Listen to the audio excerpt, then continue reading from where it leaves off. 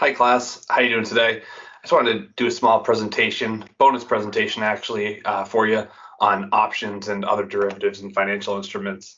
I know this is a point of curiosity for many, so I just wanted to do my best to go over some of this stuff with you, help you learn more about it. They can be very risky investment vehicles, but we'll go over that shortly. So, options and futures. Warning, options and futures are risky. They are very risky. One of the prime things that, for example, a call option can do, at the end of the day, it gives you tremendously more leverage, which means it gives you more buying power. But that buying power also comes at the cost of potential total loss. When you own a stock, it can fluctuate in price, but when you own an option, at the end of its life, it can be worth nothing. So it can have, in some ways, a binary outcome. So you have to be able to use options if you choose to do so in a responsible manner. You can use these same options to actually decrease risk, but most, in fact, use it for the opposite reason, at least on the retail side. This presentation is based on materials from Investopedia. You can find the link here. What are they? An option gives an investor the right, but not the obligation to buy or sell shares at a specific price at any time, as long as that contract is in effect. A futures contract requires a buyer to purchase shares and a seller to sell them on a specific future date, unless the holder's position is closed before the expiration date. Call and put options. A call option is an offer to buy a stock. If you buy a call option, that means you're bullish on the price.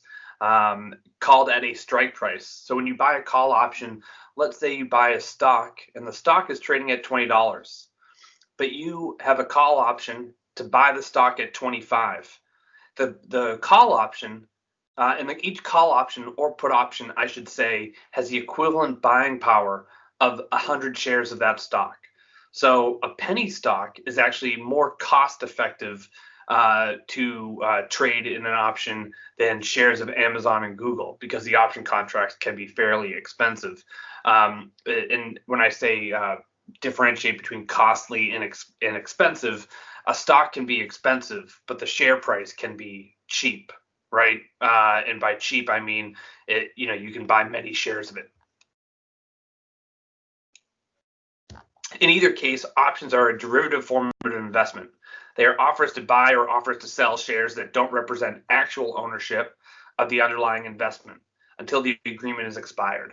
So again, if you see a stock that you like and it's trading at $20 a share, you think the stock is not only going to go to $30 a share, but you think it's going to get there quickly when good news is released. You're betting that the news press release they have coming out is going to be good. You buy a call option on the stock for $25, right? Now you buy it for 25 when the stock is at 20. So that option is going to be cheap because it's farther away from that $20 price it's currently sitting at now. So when it's further away from its current price, all else being equal, it's going to be more cost effective to buy that option. Now, if the stock is very stable, that will also make the option more cost effective. But if this stock is wild, like a Tesla or a biotech stock, then that price volatility will actually make the option more expensive, because the price of the stock's rapid moves will be priced into the option contract. So when you buy that call option at 25, they might charge you, $150 for that call option. And if you pay $150 for that call option, that means your break even is really $26.50. And if you have the expiration date on the options contract for December 31st, it has to really be above $26.50 for you to be profitable. Now, the way the market works with options is that if it gets really close to $26.50, in short order, the option will be worth more because it is now closer to that strike price you purchased. But as time ticks away, it's called the theta of an option. As time ticks away, the market will also eat away at the option's value, because as time passes, it may be less likely for that option to hit that desired price. So it becomes worse and worse every day. It kind of fades the value. An investor opens a call option to buy the stock at 50 strike price sometime within the next 3 months. There's an amount investors are willing to pay for the right to have this ability called the premium, right? That's what you're paying for the option. It's a premium. The stock is currently trading at 49. If the stock price at any time in the next 3 months exceeds 50 plus the premium, the call option is said to be in the money. You can actually buy a call option that's already in the money. It's just more expensive to do so. For instance, if the stock jumps to 60 bucks, the call buyer can exercise the right to buy the stock at 50 immediately and then pocket that $10 difference. That's the profit per share. So you'll have that profit of $10 per share times 100. So that person who bought the call option for 50 and sold it when the stock was at 60, pocketed a quick $1,000. But it could easily go the other way too, guys. If the option is trading below 50 at the time the contract expires, the option is worthless. The call buyer loses the upfront payment for the option called the premium. The risk of options, the risk of the buyer of the call is limited to the premium paid, meaning all you can lose is what you put in. This premium rises and falls throughout the life of the contract. It is based on a number of factors, including how far away the strike price is from the current underlying security price, as well as how much time remains on the contract. Remember, I said that fades over time. That's the Greek word theta. The premium is paid to the investor who opened the option, also called the option writer. Now, here's actually where it gets really interesting, in my opinion. Let's say you own a risky stock and it's volatile. That means the options on that stock are likely expensive. If you have 100 shares of that stock, you can sell an out-of-the-money call option. You own a stock at $50. You have 100 shares. You can now sell one call option against the 100 shares that you own. E-Trade, Fidelity, Schwab, they all let you do this with the right, as long as you can disclose that you're educated in this process. And you could say, hey, I'm going to sell a call option for $70, meaning, you lose the shares if they go up, close to 40% in value. But you cap your upside by selling the options contract. But the option that whatever they're trading for, let's say they're trading for $150 an option, you pocket that $150 on day one, and you lose the right of that stock if it hits a higher price. So if you own a volatile stock, you could sell call options on it to get income immediately. Again, that's a pretty sophisticated strategy, but it's one in which you're actually reducing your risk instead of increasing it. And that's a more savvy and I think professional use of options. The option writer is on the other side of that trade. The investor has unlimited risk. Assume in this example the stock goes up to 100, the option writer would be forced to sell the shares at 100 per share in order to sell them to the call buyer at 50. In return for a small premium, the option writer is losing $50 per share. That's if a stock doubles. How often does a stock double like that? And usually stocks on average go up 8% a year. So this is a great extreme example of where it cannot work out for you. But, even in this example, with the stock skyrocketed and you wrote an options contract, collected income, you didn't lose money. You still made money. You didn't make as much as you might have wanted.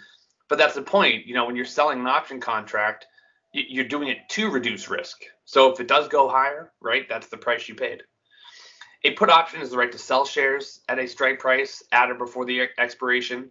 A trader buying this option hopes the price of the underlying stock will fall. So the put option is really the opposite of a call option. If you want to, you think you're worried about the market, but you don't want to sell anything, one thing you might want to do is say, hey, I'm going to buy a put option on the market. And just on the market, so you don't have to sell your individual stocks. That's again sophisticated strategy, but it's one in which investors can use to reduce risk. An investor owns a put to sell XYZ at 100, and the price falls to 80.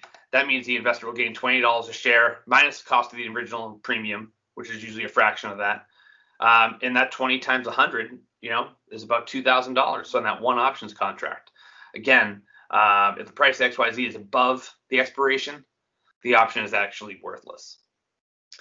Either the put buyer or the writer can close out their options to lock in the profit. So you don't have to wait until the expiration date. That's just when the contract has no more value. This is done by buying the option in the case of a call writer or selling the option in the case of a buyer. So if you write a call option, to sell it, you actually buy a call option. right? And selling a call option is called writing it. The put buyer may also close to exercise the right to sell at the strike price. So these are fairly liquid. You can always unwind them. Might not get the price you want, but you can always unwind them. Futures contracts are a little different. Futures contract is the obligation to sell or buy an asset at a later date at an agreed upon price. Futures are more understandable when considered in terms of commodities such as oil or corn. So, airlines or large consumers of corn might buy their inventory months in advance and try to lock in the price so they can predict their business. So you might, Southwest Airlines might lock in the cost of their fuel a year in advance, just so they are aware of the cost and can price their tickets based on what they're actually paying. If you let the oil price fluctuate, you could benefit from low prices or get completely hammered when oil prices rise higher. So futures contracts can be a true hedge investment. A farmer might want to lock an acceptable price up front. So they'll sell their crop in advance of growing it in order to lock in those gains. Assume two traders agree to a $50 per barrel on oil futures. If the price moves up to 55, the buyer of the contract is making $5 per barrel out of the gate. The seller, on the other hand, is losing out a potentially better deal. But why did they do it? The seller sold it to reduce their risk of being at risk of the market. They didn't sell a futures contract in order to maximize profit. They're using this investment vehicle correctly in order to reduce risk. Both institutional and retail traders can do it, but there's a big difference between institutional and retail traders in the futures market. The institutional traders are generally doing it for a hedge, and retail traders usually use these tools, unfortunately, to increase risk, right? Add leverage. Futures were invested for institutional buyers only. These dealers intend to actually take possession of the barrels of oil, right? Like the oil refiners or Southwest Airlines, etc. Establishing a price in advance and makes the business on both sides of the contract less vulnerable to big price swings. So you're locking in certainty. You're getting your supply chain, and they know they're getting a certain price. Retail buyers, however, buy and sell futures contract as a bet. Right now, here we are in September 2020, a lot of investors are using Robinhood as a way to buy and sell futures contracts, almost like lottery tickets. You can buy some cheap option for $20, and you buy the right one, it can turn into 200 or more. But you can also lose a lot of those bets too. If you do use options and you're using them for betting, at least spread your money around. Although I don't recommend retail investors to be doing too much in options trading because it is pretty sophisticated. They want to profit from changes in the price of it going up or down, and they do not actually intend to take possession of the stock. So most people who buy options on the retail side, when the option expires, they hold to the expiration. They don't take the stock, they just take the profit, right? The market for futures has expanded greatly beyond oil and corn. There's futures for many different kinds of assets. In any case, the buyer of a futures contract is not required to pay the full amount of the contract up front. Only a percentage price called the initial margin is paid. An oil future contract is for $1,000 a barrel. An agreement to buy future oil at $100 represents the equivalent of a $100,000 agreement. The buyer may be required to pay several $1,000s for the contract. It may owe more if that bet of that direction proves wrong. So, you put it effectively in the futures, you put down a down payment that can fluctuate with you owing money or them owing you money, right? Depending on how the deal is structured. Options risk. When an investor buys a stock option, the only financial liability is the cost of the premium at the time of the contract is purchased. However, the seller opens a put option. That seller is exposed to the maximum liability of the stock's underlying price. If a put option gives the buyer the right to sell the stock at 50 per share, but the stock falls to 10, the person who initiated the contract must agree to purchase the stock for the value of that contract or $50 per share. Futures contracts, however, involve maximum liability to both the buyer and seller. As the underlying stock price moves, either the party to the agreement may have to deposit more money into the trading account to fulfill the obligation. This is because the gains on futures positions are actually automatically marked to market, meaning they change daily, and it changes whether the position moves up or down. And it's transferred to the futures account of the parties at the end of every trading day. Futures contracts tend to be for large amounts of money. The obligation to sell or buy at a given market price makes futures riskier by their nature. And that's it, guys. I hope you enjoyed this little bonus lesson on options and futures. I hope it was helpful for you. And if you have any questions, feel free to ask. Hope you guys are having a great week.